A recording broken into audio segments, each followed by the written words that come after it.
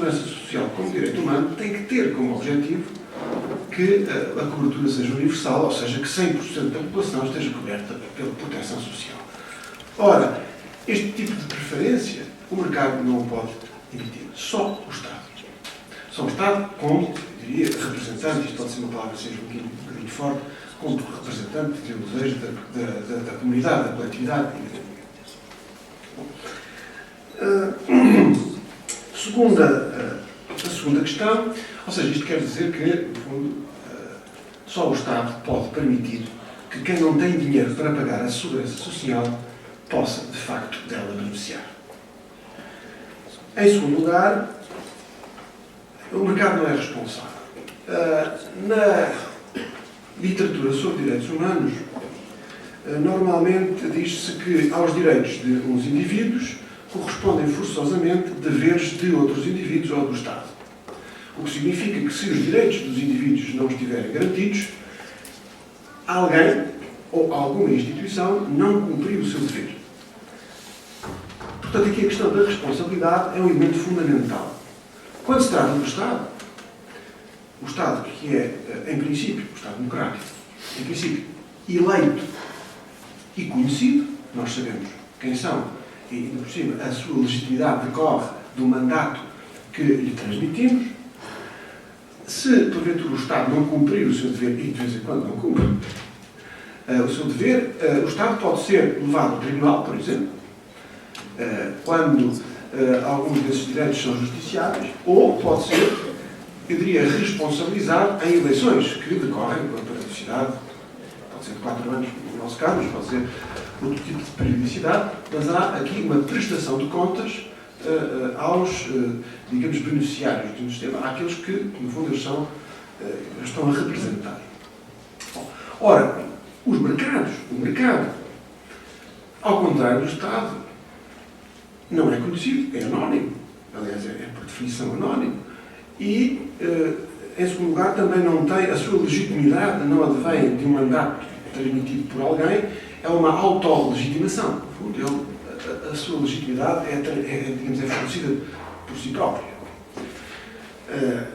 Portanto, não há nenhuma obrigação de prestar contas.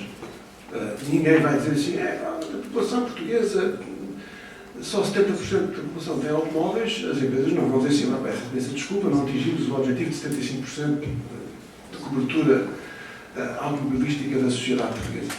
Não faz qualquer sentido pedir esta responsabilidade. Do mesmo modo, não há qualquer responsabilidade, se no caso da segurança social ser fornecida de modo privado, que se vai exigir ao mercado que não se atingiu uma determinada percentagem. Não há qualquer responsabilidade. Por outro lado, também não se sabe a quem se deverá pedir responsabilidade. A quem é que eu vou dizer, a quem é que eu vou exigir, olha, desculpe lá, mas isto é um direito humano, 100% da população deve beneficiar da segurança social, o mercado não cumpriu o dever. Fica de olhar uns para os outros, mas quem é o mercado? Ninguém sabe quem é o mercado. Embora no fundo, isto é em teoria, na prática a gente sabe quem é o mercado, enfim, isso é uma história. Em segundo lugar, em terceiro lugar, por terceira razão, o mercado não é eficiente.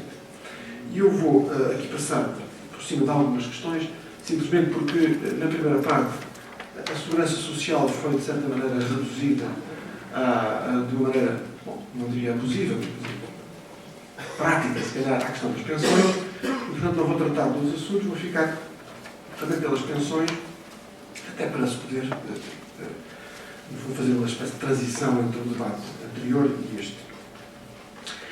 Ora, o problema da eficiência significa aqui a possibilidade de um mercado fornecer de modo eficiente o produto que é suposto fornecer.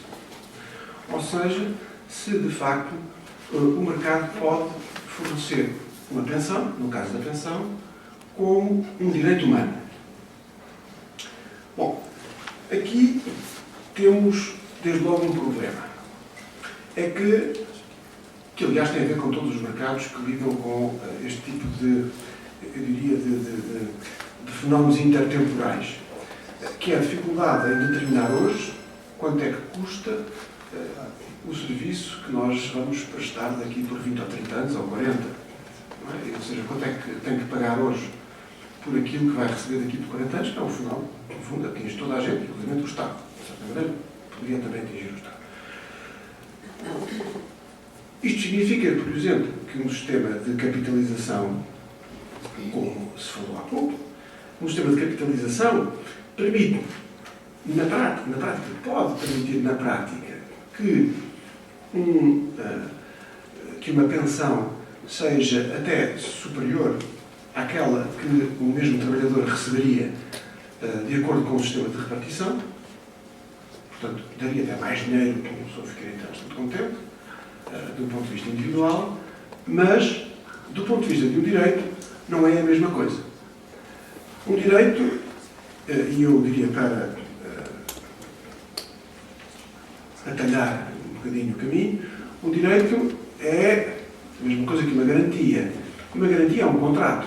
É algo que me dá a garantia de eu poder vir a receber, digamos, um determinado montante. Ora, um sistema de capitalização só consegue fornecer uma pensão adequada às exigências de um nível de vida do indivíduo na altura em que esse indivíduo se reforma, se de facto se procederem a obrigações financeiras, a investimentos, no fundo. Ora, aqui isto reduz uma, ou o investimento corre bem, e a pensão, no fundo, acaba por até corresponder às expectativas das pessoas, ou se o investimento não corre bem, e pode até correr bastante mal, isso significa que, inclusive, a pessoa pode não receber pensão nenhuma. No fundo, isso pode acontecer. Ora, isto contradiz exatamente aquilo que é uma exigência de um direito, que é a garantia. Há pouco o Pedro Ramos dizia que o Estado podia também falhar nessa garantia. Mas, justamente, voltando à segunda questão, à questão da responsabilidade, se o Estado falhar no pagamento de uma pensão, isto significa que o Estado pode ser responsabilizado. Não sei se a responsabilidade política é uma coisa que afeta muito alguma partidocracia, mas, no fundo, ela existe. Trata-se de uma violação de um direito, trata-se de uma violação de um contrato, e eu posso, no fundo, posso exigir a prestação de contas ao Estado. Se o mercado me disser assim, isto é um fundo de pensões, o fundo de pensões arruinou-se, é zero, não vale nada, aconteceu a pessoas nos Estados Unidos ficaram sem pensão, o que é que eu vou fazer? O que é que eu vou dizer? Você investiu connosco, quem investe pode ganhar, mas também pode perder. Ora, um direito não é um investimento. O investimento até pode dar mais dinheiro e mais conforto do que um direito, mas não é a mesma coisa. Portanto, a questão clara é o que é que as pessoas querem. Se as pessoas querem direitos, é uma coisa. Se querem investimento, é outra. Ao transferir-se parte de um sistema de pensões para um sistema, eu diria, privado, estamos, no fundo, a dizer às pessoas que deverão preferir um investimento e vão abdicar de um direito. São duas coisas completamente diferentes. Se eu quiser olhar exclusivamente de uma ótica de direitos humanos, não estamos a falar da mesma coisa e, portanto, os mercados não podem servir pensões ou fornecer pensões como direitos humanos. Nesta discussão, eu não estou sequer aqui a falar dos efeitos dos diferentes sistemas. Eu poderia falar dos efeitos negativos, eu diria quase predadores, dos fundos de pensões nos desequilíbrios económicos. Nós falamos da crise e que a crise afeta a segurança social e a capacidade para pagar, a sustentabilidade. Poderíamos, e dissemos que o sistema de proteção social não é culpado da crise. Mas, se calhar, não sei se alguém poderia responder com a mesma facilidade e a mesma propriedade que os fundos de pensões não têm nenhuma responsabilidade na crise. Isso eu não sei. E, portanto, deste ponto de vista, até podemos nos interrogar se, no fundo, não apenas no fornecimento do serviço, se essa escolha é ou não, eu diria, uma escolha apropriada, mas também nos efeitos. Podemos também analisar a questão dos efeitos, embora eu não queira falar sobre isso. Portanto, eu diria que a conclusão, se eu quisesse fazer uma conclusão rápida, e vou fazê-la, é que se a segurança social pode ser privada, como um serviço entre outros serviços que os indivíduos prestam uns aos outros, como direito humano, a segurança social não deve ser privatizada. E, portanto, a discussão deixa de ser apenas uma questão de engenharia, no fundo, como aqui foi dito, passa também para a questão dos princípios. A questão da universalidade e da responsabilidade exige, de facto, que seja a sociedade, o Estado, ou, quando eu digo o Estado, poderá, o Estado como entidade comum, comunitária, coletiva, não forçosamente o Estado, eu não estou a falar do governo centralizado, forçosamente, não é?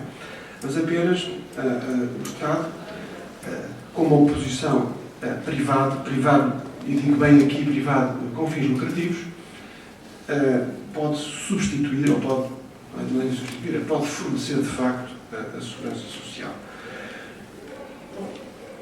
As alternativas existem, não quer dizer que não possa haver um outro tipo de proteção social que não aquela fornecida pelo Estado.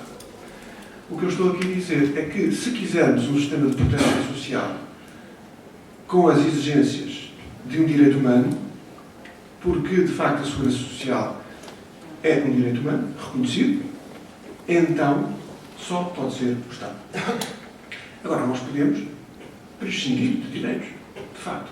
A questão aí é que, então, façamos a pergunta aos portugueses se querem prescindir de liberdade de expressão, se querem prescindir do direito de propriedade, e certamente que alguns que estão bem dispostos a cortar despesas na segurança social não estarão totalmente dispostos a cortar despesas, digamos, na garantia do direito de propriedade, mas isso é outra questão.